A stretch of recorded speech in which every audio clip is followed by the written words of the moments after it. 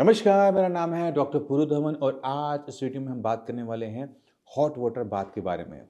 अक्सर हम यूट्यूब पे बहुत सारी ऐसी वीडियोस देखते हैं जहाँ पे दिखाया जा रहा होता है कि किडनी फेलियर पेशेंट को आप पानी में लिटा दो, पानी के टब में डाल दो, 40 डिग्री का टेम्परेचर होना चाहिए और उससे किडनी ठीक हो जाती है। कितना अच्छा होता अगर ऐसा हो पाता तो, है ना?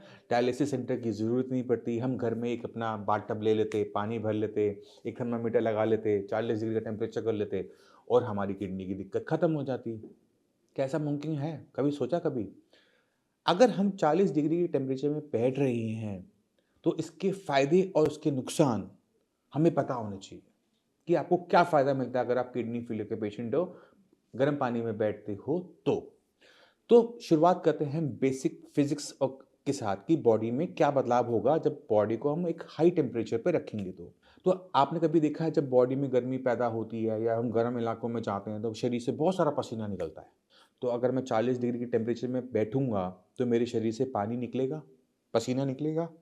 अब हम सब ये जानते हैं कि शरीर से गंदगी हम कुछ तरीकों से निकाल सकते हैं। यूरिन के रास्ते, स्टूल के रास्ते, सांसों के रास्ते और पसीनों के रास्ते। तो जब किडनी खराब हो रही है, किडनी कम काम कर रही है, तो शरीर में गंदगी इकट्ठी हो रही है। ऐसे पेशेंट को हम पसीना निकलवाएंगे खूब सारा, तो क्या फ़ायदा होगा? सबसे बड़ा फ़ायदा होता है कि शरीर से नमक निकलना शुरू करता है क्योंकि हमारा पेशाब भी नमकीन होता है और हमारा पसीना भी नमकीन होता है। तो अगर हम गर्म पानी में बैठते हैं, पसीना बाहर निकालते हैं, तो शरीर से नमक बाहर जाता है। बाहर जाने की वजह से हमें एक बदलाव देखने को मिलता है कि बीपी पे अच्छा कंट्रोल होना शुरू हो जाता है। अब जब पसीना निकल रहा है, नमक बाहर जा रहा है, तो एक और चीज़ साथ में निकल रही है, वो है पानी। अगर किडनी फेलियर पेशेंट की बॉडी में पानी इकट्ठा हो रहा है, वो भी निकला, तो जो फ्लूइड की अमाउंट है, वो कम हो गई। तो ये 2 बड़े बदलाव देखने को मिलेंगे। मगर क्या ये पूरा दिन चल पाते हैं? तो आंसर है नहीं। जैसे पेशेंट ने खाना खाया, उसमें थोड़ा-सा नमक जाएगा, जो नमक निकला था पसीनों के रास्ते, वो खाने के रास्ते शरीर में वापस। जो बीपी कम हुआ था पसीना बहाने से, वो खाना खा के वापस ऊपर। पहली दिक्कत। दूसरी दिक्कत, आपने जो पानी निकाला था, मुश्किल से आप 1 लीटर निकाल पाओगे। बॉडी से पानी निकला है या फिर हमारा नमक निकला है, अगले 3-4 घंटे के अंदर वो वापस वहीं पे पहुँच जाता है। और रिज़ल्ट क्या होता है, जो बीपी कम हुआ था, वो वापस, जो स्वेलिंग कम गई थी, वो 3-4 घंटे में फिर से वापस। पेशेंट परेशान कि ये हो क्या रहा है मेरे साथ? मैं तो निकाल कर आता हूँ, वापस मेरे शरीर में भर जाता है, पहली दिक्कत। दूसरी दिक्कत इसमें हमारी क्या होनी शुरू होती है कि हमारी बॉडी वीक होना शुरू कर देती है क्योंकि हमारा बॉडी का जब टेम्परेचर बढ़ता है, तो पेशेंट की जो भूख है, वो मरना शुरू कर देती है। भूख कम लगती है क्योंकि पूरा शरीर इतना गरम-गरम 40 डिग्री पे रहेगा, तो उस टाइम में तो आप खाना खाओगे ही नहीं। उसके बाद भी आपको ना हमेशा शरीर में ऐसा लगता रहता है कि जैसे मेरा पेट भरा-भरा सा है, नौज़िया, वॉमिटिंग जैसी फीलिंग आनी शुरू होती है, गर्माहट की वजह से। अब दिक्कत क्या है कि पेशेंट ने खाना खाना भी कम कर दिया, पेशेंट में वीकनेस आनी शुरू हो गई, तो परेशानी हमारी बढ़नी शुरू हो जाती है। दूसरा, आपको ये समझने की ज़रूरत है कि आपकी जो त्वचा है, जो आपकी स्किन है, इसके अंदर कुछ नहीं जा सकता। इससे सब कुछ बाहर आ सकता है। आप पसीना निकाल रहे हो, बाहर आ रहा है। आप सुबह नहाते हो गरमा-गरम पानी से, ठंडे पानी से। कभी देखा कि पानी शरीर के अंदर चला गया, वज़न बढ़ गया आपका। आप नहाने गए थे, वज़न था 70 किलो, बाहर निकले हो तो आपका वज़न हो गया 71 किलो। कभी हुआ ऐसा? क्यों नहीं हुआ? क्योंकि स्किन जो है वो वन वे रास्ता है।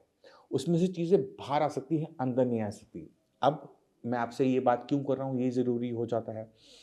क्योंकि जब पानी अंदर जा नहीं रहा, तो पानी में लगी हुई कोई अगर दवाई भी डालोगे, तो भी वो शरीर के अंदर एंटर नहीं कर सकती क्योंकि स्किन उसको करने नहीं देता। तो हमें समझने की ज़रूरत ये है कि अगर आप गर्म पानी में बैठ रहे हो, तो वो आपको बहुत, बहुत छोटे टाइम में, बहुत टेम्परेरी, छोटे-मोटे सिम्पटम्स में आराम दे रहा है। अब जब हम पसीना बाहर निकालते हैं किसी भी तरीके से, गर्म पानी में बैठ के, गर्म कमरे में बैठ के, सोना बाथ लेके, तो पसीने में और गंदगी भी निकल रही होती है, उसमें एक और होती है, वो है यूरिया। अब ये जो यूरिया है ना, ये हमारा लीवर बनाता है। जब हम कुछ खाना खाते हैं, खाना डाइजेस्ट होना लीवर के पास जाता है, तो खाना जब छोटे-छोटे हिस्सों में डिवाइड होता है, तो उसमें थोड़ा-थोड़ा यूरिया निकलता रहता है। अब पसीनों की अच्छी ख़ास बात ये एक और ये होती है कि हमारे पसीने में, हमारे यूरिन के कंपैरेटिव में 50 टाइम्स ज़्यादा यूरिया बाहर निकलता है। यानी अगर मैं 10 ml पेशाब लेता हूँ यूरिन और 10 ml मैं पसीना लेता हूँ, उसको हम लैब में देंगे, तो हम जब टेस्ट करेंगे देखेंगे उसमें 50 टाइम्स ज़्यादा यूरिन निकल रहा होगा। मगर क्रिएटिनिन ज़ीरो, क्रिएटिनिन कभी भी डाउन नहीं होगा, याद रखना। ये क्यों? क्योंकि हमारा जो यूरिया है वो निकल सकता है और इसी वजह से हमारे जो पसीना होता है वो बदबूदार होता है ना? यूरिन में यूरिया भी निकलता है और क्रिएटिनिन भी निकलता है। अब दिक्कत को समझो। मेरी किडनी चौबीसों घंटे 365 दिन थोड़ा-थोड़ा काम करती रहती है, थोड़ा-थोड़ा काम करती रहती है। पसीने मैं दिन में 1 घंटा निकाल सकता हूँ, हद से 2 घंटे निकाल सकता हूँ और बाकी 22 घंटे कुछ नहीं होता, राइट?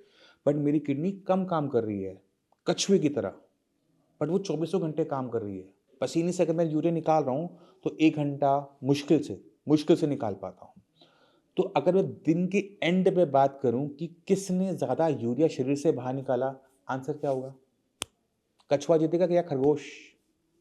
कछुआ जीतेगा क्योंकि वो चाहे स्लो चला, बट उसने लंबी गेम खेली। पसीने ने जब हमने निकाले तो यूरिया निकला, ज़्यादा निकला, बट कम देर निकला। तो हमने ध्यान क्या देना है कि ये जो हम पसीने निकालने की जो मेथड ढूँढते रहते हैं, ये बहुत टेम्परेरी है, बहुत ज़्यादा टेम्परेरी है।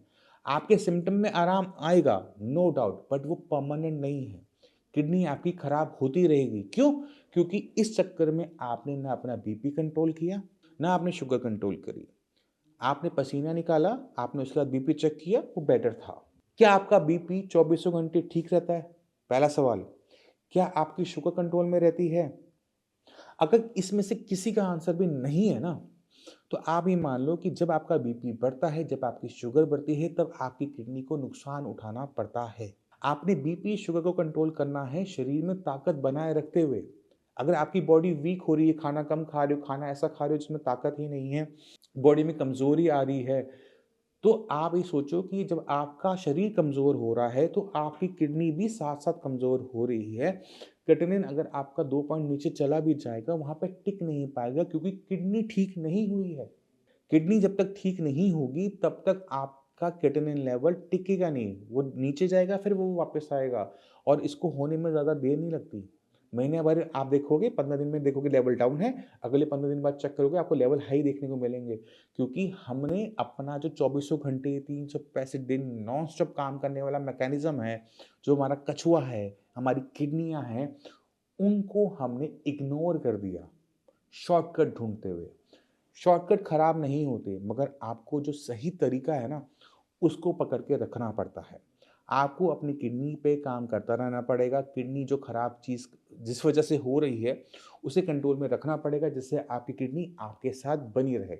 अगर आप कोई भी ट्रीटमेंट कर रहे हो, किडनी को इग्नोर कर रहे हो, बीपी, शुगर आपने बढ़ा रखी है, आप दवाइयाँ खा रहे हो, काम नहीं कर रही हैं, दवाइयाँ खा रहे हो, फिर भी बीपी, शुगर कंट्रोल में नहीं आ रहा, कोई भी कारण हो, आपकी किडनी जो नुकसान रोज़ उठाती है, रोज़ थोड़ा-थोड़ा नुकसान इकट्ठे होते कुछ महीनों में आपकी किडनी को पूरा खराब कर देगा।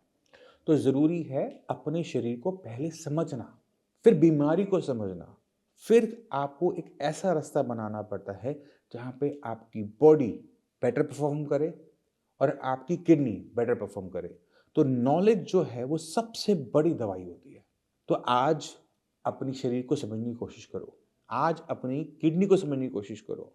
अपनी बीमारी को समझने की कोशिश करो। फिर सोचो कि आपने जो काम कर रहे हो, क्या वो सही है या फिर वो गलत।